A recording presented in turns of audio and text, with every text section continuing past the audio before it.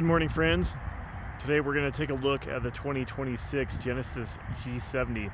This is the 3.3 Prestige, and now for the 2026, it's the only trim level in the 3.3 lineup. So they're kind of consolidating trim levels. They did release some exciting news that there's a new graphite edition coming out, so look forward to that. That's going to give us another option on the 3.3. It's going to give us a couple additions to this, like a carbon fiber spoiler. It's going to be lowered a little bit, so that's exciting news.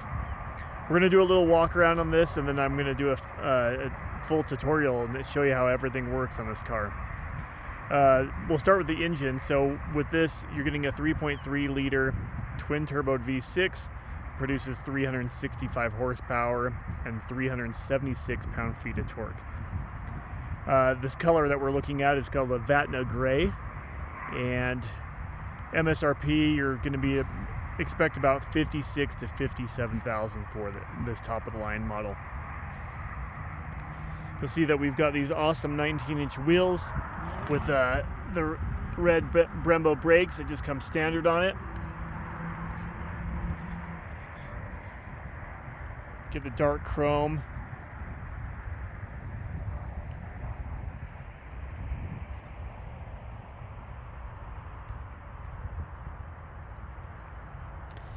I got this all washed up for you.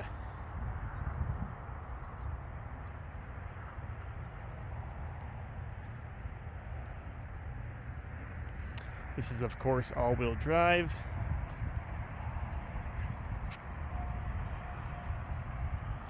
Let's take a look back here. The back seats fold down. Gives you a 60-40 split. You've got a spare tire underneath here.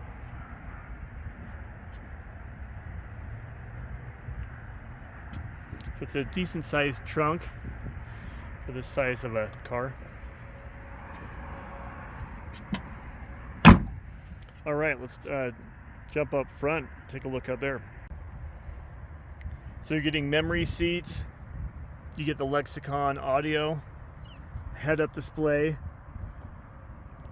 ventilated and heated front seats, digital key,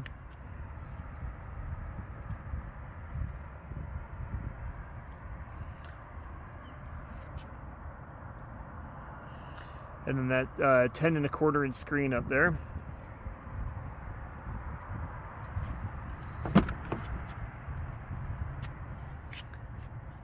Here's the back. Let me zoom out a little bit for you.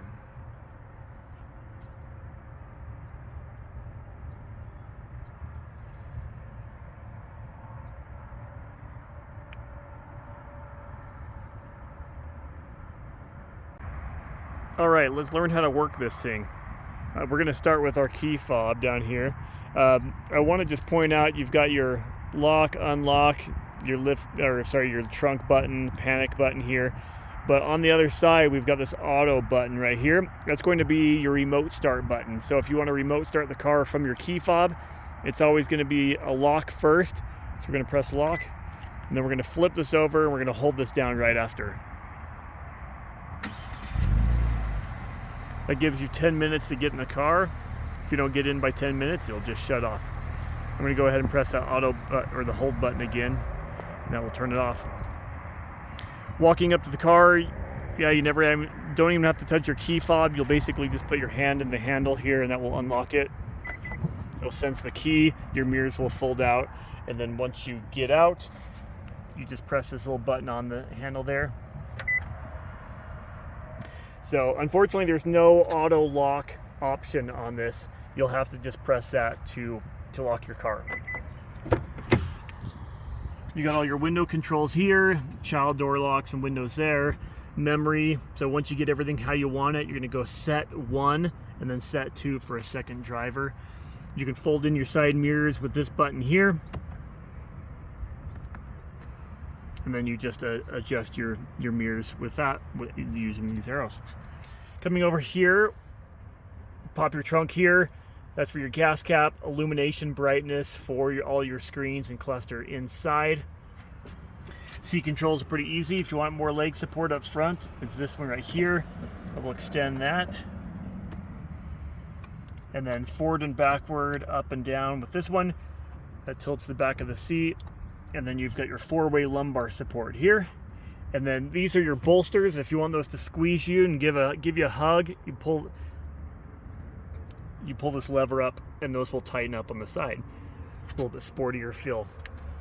I always like to just set my lights to auto, so you're just going to twist this so this little arrow is lined up to auto, and then you adjust your steering wheel right here. I'm going to go ahead and hop in.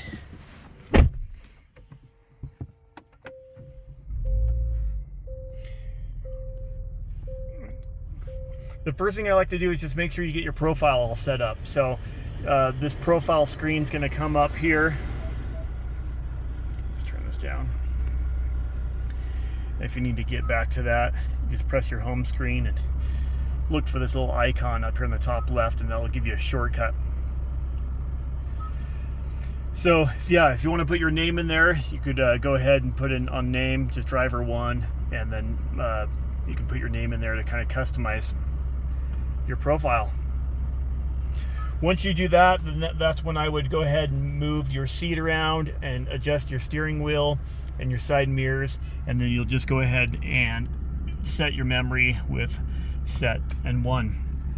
The next thing you'll want to do is connect your phone to the Bluetooth on here. So you'll go into the settings on your phone, you'll go into Bluetooth, and then in the car, you're going to press your setup button.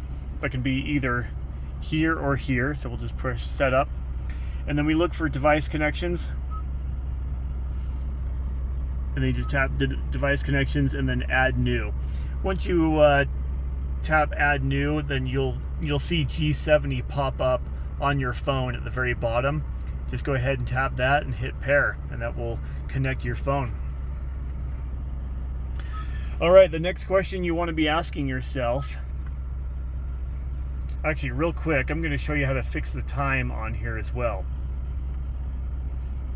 So it's really easy. If you ever need to fix the time, you just actually come to your screen and you tap the actual clock, and it'll bring you to the screen, and you can check daylight savings or uncheck it, and that will fix your time. Okay, the next question I like to ask is, what are you going to be listening to while you drive around? Music from your phone or the radio, satellite radio, and whatever. That's important to know, because what you're going to do is we're going to program this mode button. Sorry, let me get rid of that plastic here. We're going to program this mode button to cycle through all of our audio sources. So you hold this mode button down, and now you just check anything that you see yourself listening to. So Bluetooth audio. Phone projection is a general term for Apple CarPlay or Android Auto. So if you're going to be using Android Auto or Apple CarPlay, you might want to check that one as well. And just so you know, on the G70, there's no wireless CarPlay or Android Auto. So you're going to have to plug into this USB port here. It's the only model that still doesn't have wireless CarPlay. So we're going to check FM, and then I'm just going to press radio here. And you can cycle through satellite radio and FM with this button on the top left. So once you find what you're looking for the station, you can add it as a preset right here, and then you can tune your radio station by just twisting this, or you can use these arrows here, and then once again we're going to add our presets. So getting your presets all saved is important, because I'm going to show you why. Once again, you could go to satellite radio, AM, add the stations you want, and whatever. So what we're going to do, we're going to start with the right side of the steering wheel. So you've got your volume up and down here, and then you can just click it straight in to mute your music. You just give that a push and that will mute it. Now, remember we talked about this mode button. This is going to cycle through all of our audio sources. So that just brought me over to FM. So we saved a bunch of presets. So what this toggle right here, what this will do is it's going to bump through your presets as you just bump this up and down.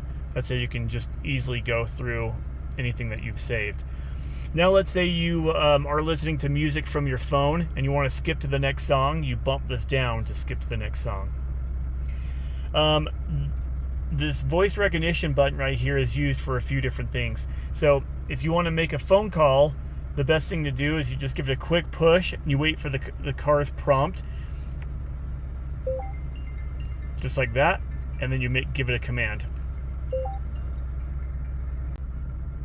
Yeah, so pushing this button right here is how you'll make your voice commands. So you just give it a quick push, the car beeps, and then you say call, and however they're listed in your phone, that's what you'll say. You can also use this for navigational things. So you could push that button and you could say navigate to, or it likes the word find, so you could say find Costco or find Walmart or find address, and then it'll ask you what's the address you're looking for, and then you would say it from there. So that covers the right side of our steering wheel. We're going to come over to the left side here. So this turns on cruise control. You never want to hold it down. You always just want to do a quick push, and that will turn on cruise. And the cool thing about our cars is it will set the speed with one push as well. So turns on cruise and sets you at the speed wherever you're at when you push it. Then you can adjust your speed up and down with this toggle here.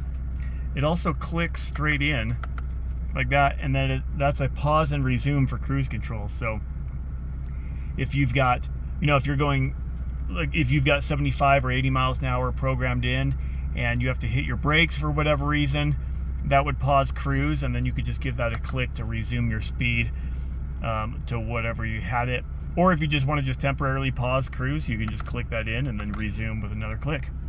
This is the adaptive cruise that will adjust the distance between you and the car in front of you. So if you're in cruise control and the car in front of you is going slower than you are, then you're going to notice that your car is going to slow down to maintain a certain distance between you and them. So this button will adjust the distance between you and the car in front of you. This is your lane follow assist and lane keep assist button. So if you want the car to steer for you, you go ahead, give this button a single push, and you'll notice this little steering wheel pop up right there. It's grayed out right now, but if we were driving, that would actually turn green, letting you know that it is active and it's proactively keeping you centered in your lane while you drive.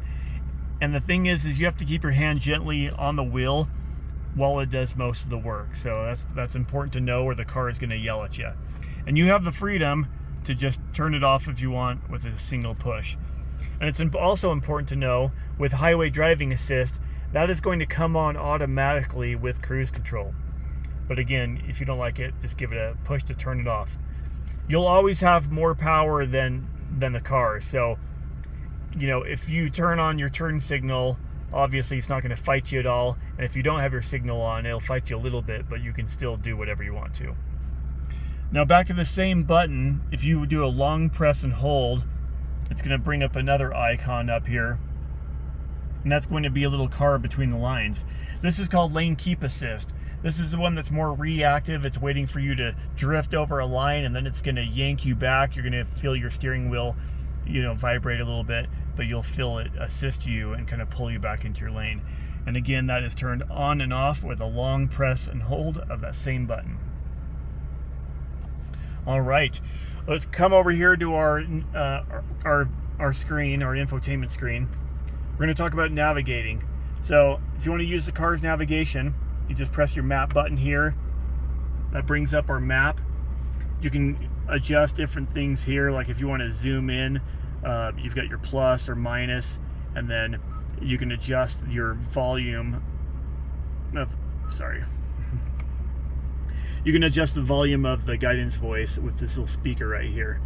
So now let's say you want to find something. You've got a couple different options. I talked about the voice recognition button. You can either hit this nav button right here or the magnifying glass on the screen. And then this will just bring up your search options, so you can type in whatever you're looking for. It can be the address, the name of the company, or whatever. It's pretty simple. I talked about Costco. I'm going to just type that in. It's going to start giving me suggestions over on the left. We'll just say this one. and then I'm going to hit route to get it started. You won't get this annoying prompt once you get connected services all squared away on your car. So that is going to count down for us. I'll give you an idea what that's going to look like. Please proceed to the highlighted route. Then the route guidance will start. There you go. So if you ever need to cancel a route, then you just push this button right here. Or you can push your voice recognition button and say cancel route. On your screen, you could also have the option of saving your favorite places. So you could go search and then find it and then save it from there, or you could just start from this, sorry about the glare, but you could just start from this screen and just add a home, work, or these favorites down here at the bottom as well. Something I didn't point out is, with this model, I'm not sure if you can see it, but you get a head-up display. If you ever need to adjust anything with your head-up display, you start with your setup button right here, and then it's going to be vehicle, and then you just look for head-up display, and then you're going to go to display control. So this is going to allow you to adjust the height and the rotation of it, and then you can even choose what you want it to show as well. All right, coming down here, these are your air conditioning controls. Super easy, just dial in your temperatures here. You've got a little fan and a big fan for your fan speeds. You can control that. And then you can hit these waves of where you want the airflow to go or not to go. So if you want it down on your feet, just turn that on, and if you don't want it, just deselect it. You got your heated seats, ventilated seats, heated steering wheel right there, and then front defrost and rear defrost right here. If this sync button is pushed, then that means the right side is going to match the left. So if I turn this down one temperature, you'll notice the right side turn down as well. All right, we're going to come down here. So this is our drive mode selector right here. So this is where you can dial in the performance of your car with different drive modes. And I'm just going to twist this around, and you'll notice up here in the cluster we've got our different drive modes. So eco mode is going to be just kind of wimpy mode. If you want better gas mileage but less power, that's what it's going to do. It's going to be in rear wheel drive most of the time until it feels like anything's slipping. Comfort mode is just your all-around day-to-day balanced drive mode. Yeah, it's nice and balanced, gives you plenty of power, and once again, it's going to want to be in rear wheel drive as much as possible, but will transfer power to the front wheels when needed. You've got sport mode. The car is going to give you everything it's got here. You'll notice that it's going to be in all-wheel drive more often, and then if you go into Sport Plus, it turns off traction control and basically just turns this thing all the way up. So you're going to notice that your RPMs are going to be hanging high on every single gear shift, and you're going to love it. So I'm just going to go down to comfort there. It can also be set up in the car where if you want your bolsters to squeeze you the minute you go into sport mode, we can turn that on as well. I'll show you how you do that. So if you press setup and then vehicle, and we go down to seat right here, then it's just this sport mode seat support here. So you want that checked. That means the minute you hit 80 miles an hour or when you go into sport mode, then it's going to, your bolsters are going to squeeze in on the side of you. All right, you've got, that turns off traction control. These are your parking sensors, so just leave that light on so the car beeps at you when you're getting close to hitting things. And then auto hold. This is basically like a parking brake while you're in drive. So if you want the car to hold you in place, you can be in drive, come to a complete stop. The car will hold you, and you can take your foot off the brake, and it won't roll forward or backward. So very nice when you're going through the drive-through when I use it. This is your parking view camera here. You just push that, It'll bring up all the different angles of your car.